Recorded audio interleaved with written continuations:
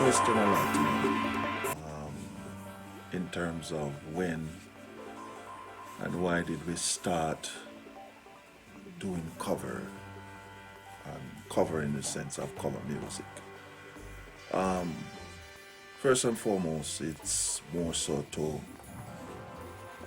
pay homage to the original artists who coined or penned that music or arrangement or what have you. I will start by saying, who let the dogs out? Long story, but we'll get to it. You see me? But we used to do studio sessions, and brethrens were not really musicians, but they loved the music in the street doing their thing. So they would come to us and say, lay a rhythm, lick back the rhythm, or play back a rhythm, a certain rhythm, because they had artists to voice them. And sometimes things would happen and they never got back to the session, so we just had the tracks. So we had the tracks sitting there and say, might as well do something with them, because 2, 3, 5, 7, 10 years run off and the tracks are just there. So we try and make use of it and voice the artists that they wanted to voice if we could find them, and those we couldn't find, we just make it instrumental. Also, when you're playing at venues, at shows, sometimes what is familiar to the massive or the crowd or whatever, they gravitate to, so when we playing in a club or shows, we were, wanted to, play like the top 40 music for the massive them, and anything that was new and that was current, and as a backing band for artists that was coming in town, we would play those tracks, and it's just like the current tracks, what was hot at the time, and your answer, your Kochi, and etc. And so we do it, and we did that because most of those artists either didn't travel with their band or did not have a band, and they were just headlining the show, and we were the band that were to assist them through the project, Like I say, paying a lot of homage and tribute to the artists who write the songs. Many of them never get the right. When I say what I would say is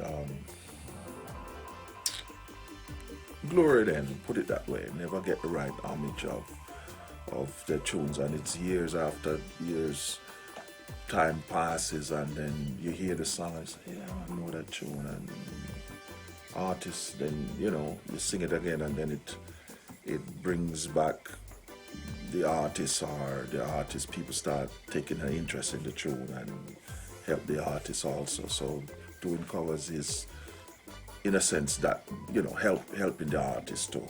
You know what I'm saying? And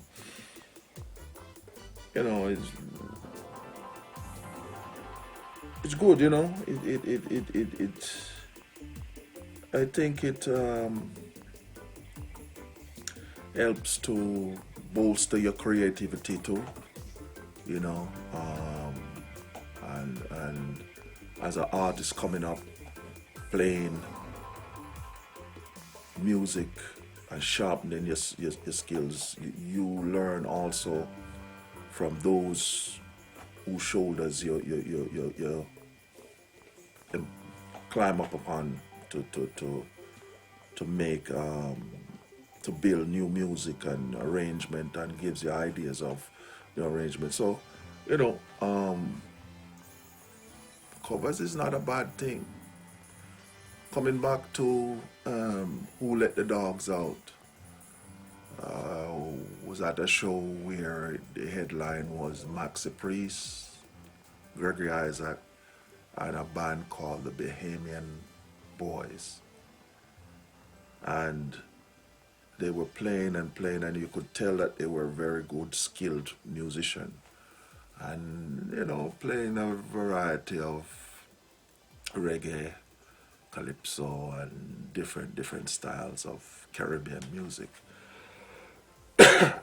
And the crowd was there listening, but they never really, you know, it's like they wasn't in tune. They was throwing their frisbees and playing with their dogs. And so they said, okay, good people, we're going to play our last song for the night. And I hope you enjoy the rest of the show, Maxi Priest, and Gregory Isaac, etc. And them just say, who let the dogs out? Roof, roof. And the place catch a fire, man. All the dog them start home. I said, wow, there it is. Because that song just became familiar, and I guess people who even didn't like reggae related to it because you're talking about a dog in there and who let the dogs out. And coincidentally, that song was made when the artist went home, saw his gate open, and they were recording in the studio. And when he came into the studio, he said, who let the dogs out? And right, that's how they captured on tape, and they write the song from there. Familiarity. So just go to show you that, you know, what people are familiar with. So doing covers, I don't really see nothing wrong with it. And by the way, just to let you know that we have several albums that are original albums. You know, you can find them on any platform there, from what you call it, YouTube and CD Baby and etc. You know, they're on the platforms there, so you can find them. But yeah, nothing. I don't really see anything wrong with doing covers and paying homage and sharpening your skills. You know, so that's how I see that. So when we get the question, when did we start?